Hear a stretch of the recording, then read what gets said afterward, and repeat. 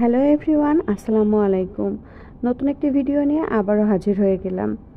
আজকে আমরা যে র্যামেনগুলো কিনেছি এগুলো আমরা বাই টু গেট ওয়ান অফারে কিনেছি স্বপ্ন থেকে। তিনটার প্রাইস পড়ছে 390 টাকা। তো আমরা আসলে আজকে এই তিনটার মধ্যে যে কোনো একটা কুক করে আপনাদেরকে দেখাবো এবং খুব ইজি ওয়েতে কুক করে দেখাবো।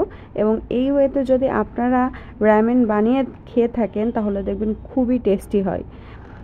তো চলে যাই আমরা মেন ভিডিওতে।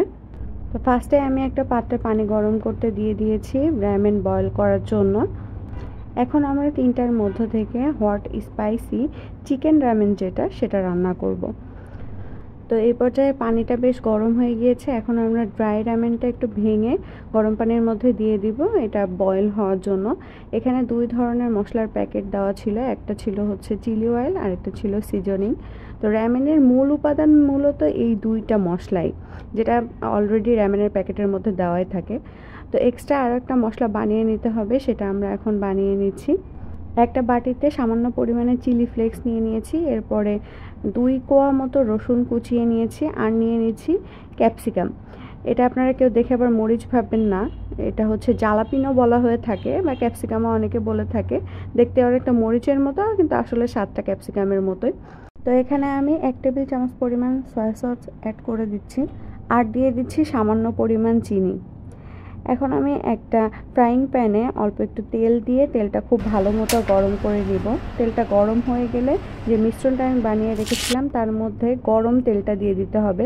ভিডিওতে আপনারা যেভাবে তেলটা ফুটতে দেখছেন, তেলটা মিশ্রণের মধ্যে দেওয়ার পরে ঠিক এইভাবেই ফুটতে হবে কিন্তু, তাহলে আসল টেস্টটা আসবে। তো এইদিকে আমার র্যামেনটা অলরেডি সিদ্ধ হয়ে গিয়েছে।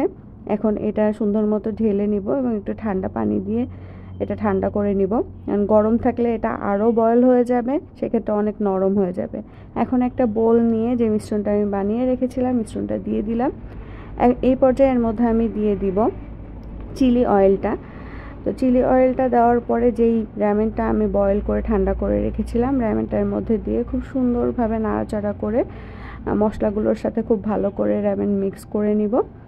এ পর্যায়ে উপর থেকে আমি দিয়ে দিব সিজনিং দেওয়ার পরে আবারও একটু ভালো করে মিক্স করে নিতে হবে। এখন আমি র্যামেনের উপর দিয়ে দিব 2 পিস চিজ স্লাইস। তো চিজ স্লাইসটা দেওয়ার পরে এটা ওভেনে আমি 1 মিনিটের জন্য দিয়ে দিব মেল্ট হওয়ার জন্য। খুব বেশি টাইম রাখার দরকার নেই, জাস্ট 1 মিনিট রেখে সামান্য পরিমাণে একটু মেল্ট হয়ে গেলেই ওভেন থেকে এটা বের করে নিলে হয়ে যাবে। তো এই দেখেন আমার 1 মিনিট রেখেছিলাম, এখন আমি ওভেন থেকে বের করে নিলাম। খুব সুন্দরভাবে চিজটা র্যামেনের উপরে মেল্ট হয়ে গিয়েছে। তো আমি আগে থেকে একটা ডিম বয়েল করে রেখেছিলাম, তো ডিমটা মাঝখান থেকে সুন্দর মতো কেটে এটার উপরে বসিয়ে দিলাম। যেহেতু এটা খেতে অনেক স্পাইসি তাই আমি আড়ঙের চকলেট মিল্ক ড্রিঙ্ক শেক একটা নিয়ে নিয়েছিলাম আর হচ্ছে পানি নিয়ে বসেছিলাম খাইতে। বিশ্বাস করেন, আমি যদি রেস্টুরেন্ট দিতাম এবং এটা সেল করতাম তাহলে মনে হয় আমি অনেক বেশি বড়লোক হয়ে যাইতাম। এটা এত বেশি খেতে টেস্টি হয়েছে, আমি আপনাদের গ্যারান্টি সহকারে বলতে পারি। 10টা রেস্টুরেন্টেও আপনারা খেয়ে দেখবেন আর আমি যেভাবে বানাইলাম এভাবে বানিয়ে আপনারা নিজেরা বাসায় ট্রাই করে দেখবেন। অনেক অনেক বেশি মজা এবং অনেক বেশি ভালো লাগবে আপনাদের খাইতে। তো আজকের ভিডিওটি এই পর্যন্তই, দেখা হবে নেক্সট ভিডিওতে। সে পর্যন্ত সবাই ভালো থাকুন। আসসালামু আলাইকুম, আল্লাহ হাফেজ।